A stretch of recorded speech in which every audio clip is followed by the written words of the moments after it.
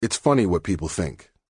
If you look at Twitter, it won't take you long to find some outraged accusations of bias against ESPN.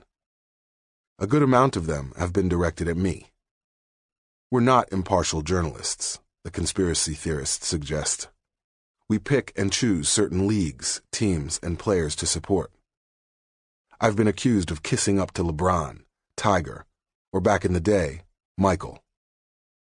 As a network, we've been said to favor the SEC, act as a publicity arm for Tim Tebow, and bow down before King James. It always makes me laugh, because it's just so naive. We're a ratings-driven business, so why wouldn't we have devoted ample coverage to, say, Tebow, when his story was top of mind throughout the nation? That's called journalism, folks. My colleagues and I, we're journalists. We cover what you're interested in. Now, I also happen to be a sports fan, and I'm very transparent about the fact that I root like hell for my North Carolina Tar Heels, because I bleed Tar Heel blue.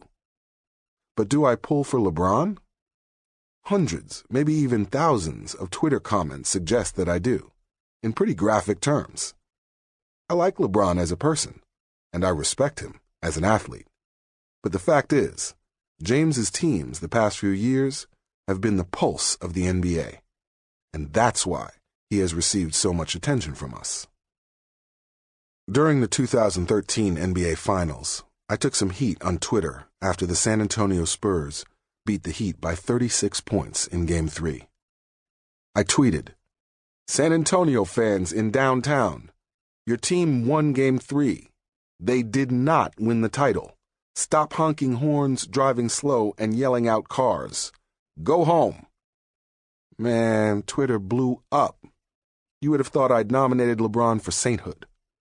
The irony is that those in the Twitterverse who were accusing me of bias then were kind of right a year later. When I decided to write this book, I committed to keeping it real with you. So it's confession time. During the 2014 NBA Finals, I violated the journalist's code of objectivity. I was rooting for someone to win, and I was pulling harder for that outcome than I ever have. But it wasn't the Heat I was cheering for with all my might. After the Spurs took Game 1, I wanted them to win the title, and I wanted it desperately. By Father's Day, with the Spurs leading James's Heat 3-1, I had never wanted a team to wrap up an NBA title more than the San Antonio Spurs. But that had little to do with being a sports fan, and even less to do with basketball. "Watch how the ball doesn't stick," I said. "What do you mean, doesn't stick?" Sydney asked. "It never stops in one place. They use the whole court," I said. It was that pivotal Game 5, and we were courtside. I was showing Sydney what I love about the way Greg Popovich's San Antonio Spurs play the game. It's art, watching these guys play basketball.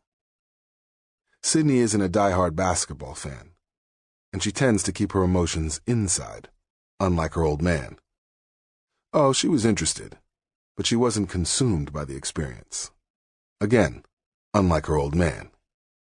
To be sitting there with my baby girl on Father's Day, watching a championship happen, and to host the post-game trophy presentation, with Sydney standing just a couple of feet from the podium, it was suddenly too much. This, I said to myself, this is what I live for. I found myself choking up. I was moved by a confluence of factors: Father's Day, Sydney's smiling presence, and the fact that I was about to show off for my daughter. She was about to see her dad do what he does better than anyone on the planet. Go ahead and alert the ego police. I know I sound less than humble. A lot of times on the SportsCenter set, I blurt out, "I love my job."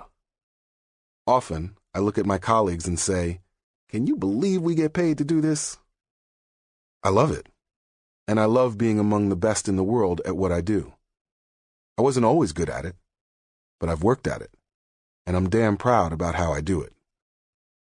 Now, as Sydni and Taelor will be only too happy to tell you, That doesn't mean there ain't a host of things their dad sucks at.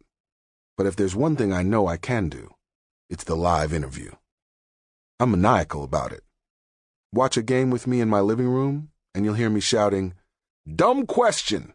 at the TV, when a microphone is put in an athlete's face just after he or she has come off the field of play. It's one thing ESPN does better than most networks, because we think deeply about the kinds of questions that can elicit memorable and insightful post-game moments.